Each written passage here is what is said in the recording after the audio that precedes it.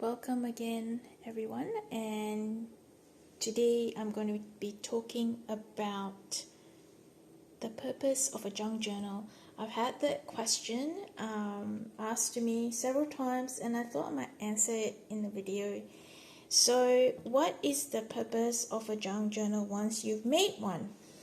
I wanted to suggest 12 different ways that you could use your junk journal. The first, I would say a travel journal. Now, I haven't made a travel journal myself. I would like to. One day when I'm traveling, I will be excited to make a travel journal where I'll be collecting brochures, taking photos, and to include in my junk journal. The other one, I would say memory keeping for a special occasion such as birthdays or a baby book. You could do that, or themed celebrations. So the one that I've made with that one is a Christmas one. So in this case, I have actually made my Christmas journal. If you want to see a flip through, it is on my playlist, but I have left pages, empty pages like these, to be able to either write in it or include photos on the day. So I have left mine blank, and I will actually fill that up after Christmas. The other thing you could have is recipes. You could make a recipe book of perhaps recipes that have been passed down from your grandma or your grandpa who's a chef, and you've got recipes that you like to keep. The other one I would suggest could be a legacy journal, whereby you collect history about your family and you want to put it in some form of a book. It would be nice to actually make your own journal. It would be a lot more meaningful because you could add things in it, such as, I don't know, music that you sang on that particular time that reminded you of your ancestors. Things like that could be included in a legacy journal. You could also use your journal as a gratitude journal where you list things that you can be grateful for. So I haven't done one of those, but you could definitely do that. The other thing I wanted to show you is a scripture and prayer journal, which I am currently working on. This is my scripture and prayer journal. So I haven't finished yet. I will not do a flip through now, but that is one of the journals I've used from by making this. So I haven't used an A6 journal, not an A6, but just a board journal. I've actually made this particular journal, and I'm going to actually fill it up.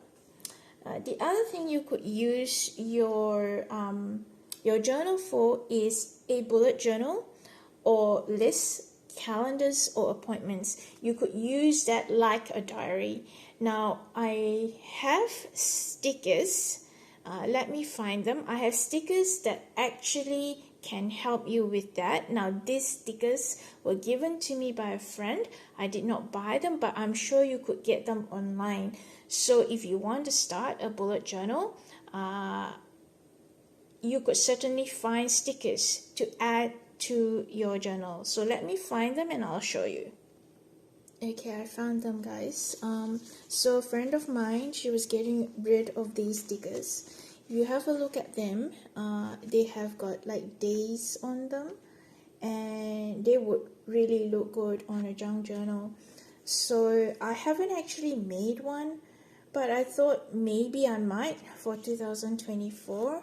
So, but this is just an idea of what you could use your junk journal for, and you obviously could decorate it and make it your own.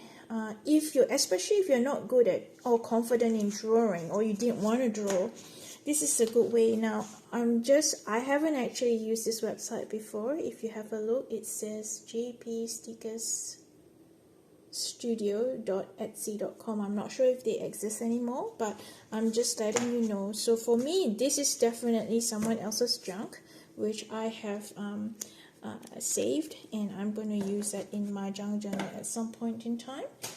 And so we were off at bullet journal. The other suggestion I have is a commonplace book.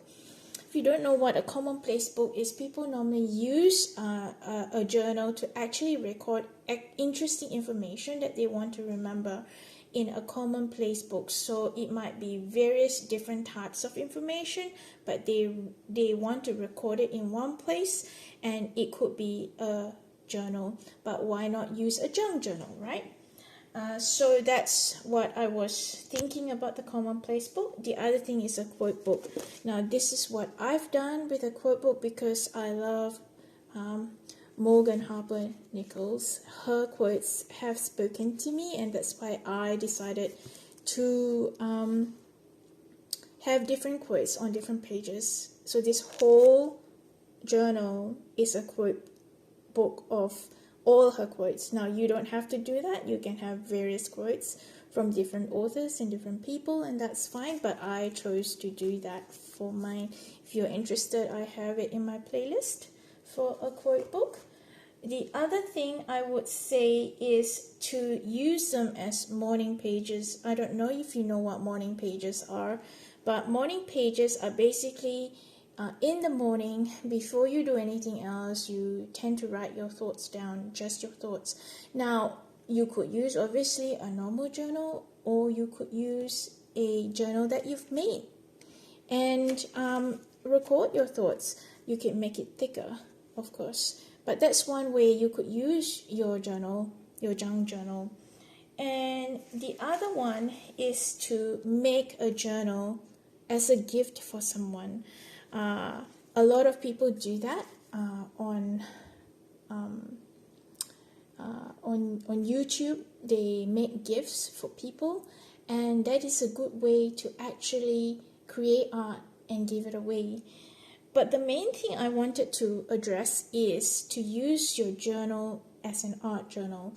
So what I have done primarily with my journals is I don't actually use them, but I actually explore art through my journal, and that's why you find that none of my pages are consistent, because I'm trying different things. And that's what I love about junk journaling. For example, watercolor. I have always been afraid of watercolor. Trying watercolor, because to watercolor on a canvas or even an A4 sheet of paper actually seems really daunting to me.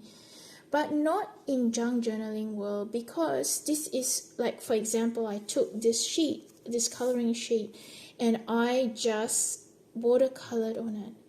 And it doesn't matter if it's not perfect, because junk journaling has that imperfect look to it, right? And it's eclectic. It's a combination of different things that you collect. And so it wasn't as daunting as watercoloring on a huge piece of paper. And you know what? It helped me. Something actually helped me, because it helped me build my confidence. I mean, I would not have done that on a huge piece of paper, but because it was on a small sheet of paper, and you know what? If I didn't like it, I didn't have to include it in my journal, and I was fine with that. And I tried different things that I've never done before. I've never done this before. Don't think that I've done this before. I have not done junk journaling. In fact, art is not even on my radar.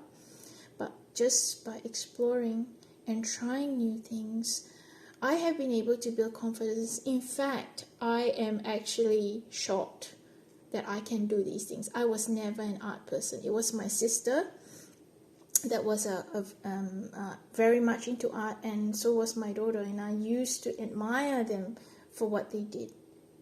But you know what? Junk journaling has changed all of that.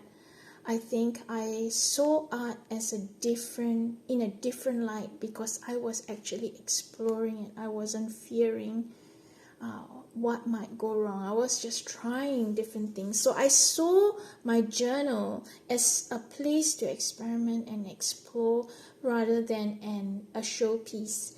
So hope this helps you to have ideas of what you could use your journals for. So please comment down below what you have used your journals for, and let me know what they are. If you have found any of my videos useful, would you please put a like, a comment, and share, and of course subscribe to my channel. Thank you again for watching, guys. See you. Bye.